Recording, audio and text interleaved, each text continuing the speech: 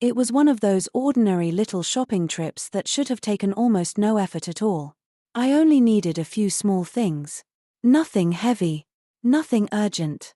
Just the kind of errand you expect to finish without becoming a memory. The store was bright and gently busy.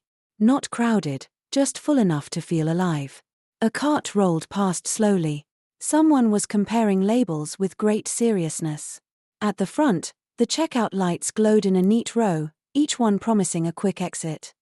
By the time I reached the cashier, I was already halfway into going home. My things were simple. A carton of eggs. A loaf of bread. Some fruit. A bag of tea I had not meant to buy but somehow felt happy to have. The cashier greeted me with the easy rhythm of someone who had already spoken to 100 people that day. I smiled back, set my things down, and listened with that special kind of attention people use when they hope they will understand enough.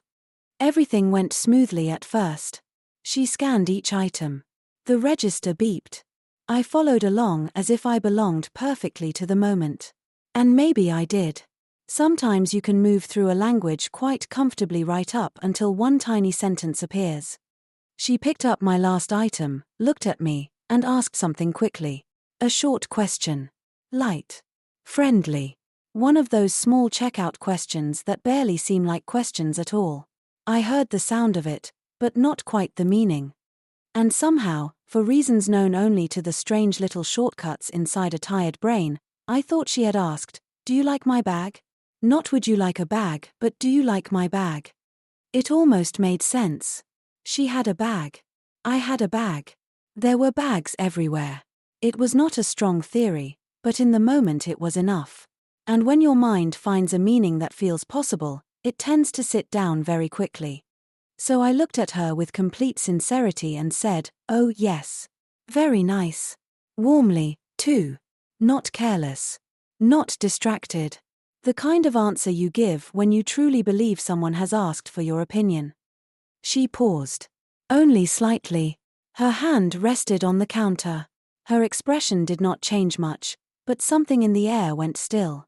Not awkward yet. Just uncertain. As if the conversation had stepped very gently to one side. Then she lifted a plastic store bag with 2 fingers and asked again, a little more clearly, "Would you like a bag?" And there it was. Simple. Perfectly ordinary. A question about carrying groceries, not about complimenting accessories. I felt the whole sentence rearrange itself inside my head. Would you like a bag? Of course. Of course that was what she had said. What else would she say at a checkout counter surrounded by groceries and paper bags? I laughed then. Quietly at first. More out of recognition than embarrassment. Because the mistake was so small and so complete at the same time. The kind that happens when your ears catch the shape of a sentence but your mind gives it the wrong life. "Oh," I said, smiling. "Yes. I mean, yes, please. A bag." And then, because the moment had already become too human to avoid, I added, "I thought you asked if I liked your bag." That made her laugh. Not loudly. Just enough to let the moment open instead of closing around me. She held up the bag again and said, "Well, this one is also fine." And somehow that little answer made everything easier. I laughed too, this time properly. The kind of laugh that arrives when there is no need to rescue your dignity anymore. The eggs were packed. The bread was safe. The tea had survived. And now even the misunderstanding had somewhere soft to land. She placed the bag on the counter, and I packed my things a little more slowly than before.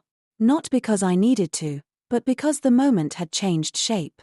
What could have felt sharp had turned into something lighter. Just a small pause in the middle of an ordinary day. Outside, the air was cool and the light had already started to fade. I walked toward home with the bag in one hand and that strange little exchange still following me. Not in a heavy way. Just enough to make me smile again. That is often how it happens. A sentence lands wrong. A moment slips sideways. And for 1 second you feel the heat of it. Then someone smiles. Or answers kindly. Or lets the mistake stay small. And suddenly it becomes something you can carry lightly. By the time I reached my door, It no longer felt like I had said the wrong thing. It felt more like I had wandered briefly into the wrong meaning, then found my way back with groceries, tea, and one unnecessary compliment for a plastic bag.